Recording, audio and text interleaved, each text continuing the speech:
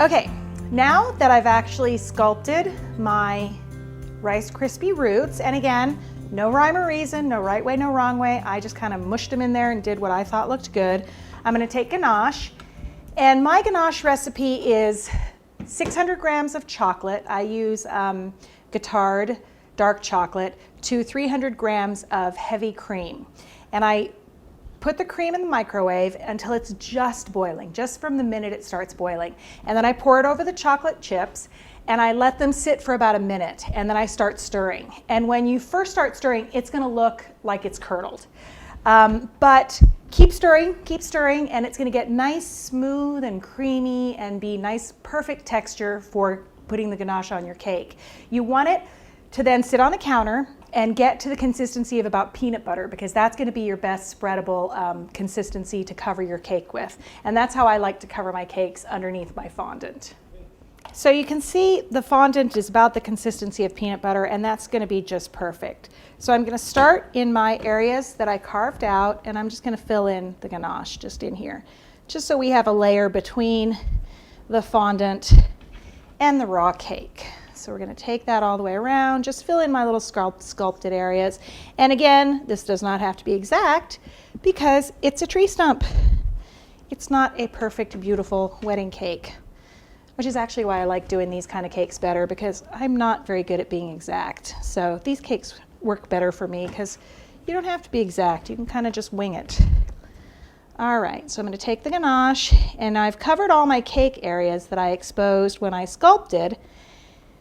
And now I'm going to cover the Rice Krispie Treats. And these don't have to be completely covered. I'm just going to kind of give a little mush, a little of the ganache into and around the Rice Krispie Treat, just so it's got a layer between the Rice Krispie Treat and the fondant as well. So let's get all that covered. So you can see I've got my roots for the most part covered in ganache. And like I said, they are not completely covered. I just want a little bit of shape to them so they're not raw Rice Krispies.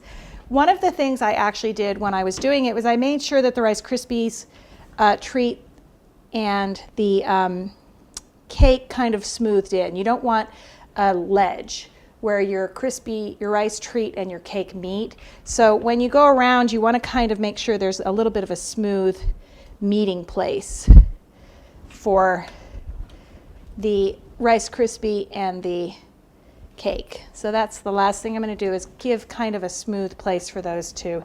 If you see a little lump like that where it's kind of a right angle, just fill it in with a little bit of ganache so that it doesn't look fake. But really, you can't mess this up. I mean, there's no way to go wrong on this because everything's just pretty forgiving, and there's not a perfect tree out there in nature, so you don't have to make a perfect tree cake. All right, there we go. So now our next step is we are going to apply the top of the cake. So let's get that ready. All right, so now that we've got our roots sculpted, we're gonna do the top. Now, I do a light brown for the top, and I've mixed a dark brown with some white, and I haven't completely mixed it in because I don't want it smooth. I want it to have kind of that wood grain feel.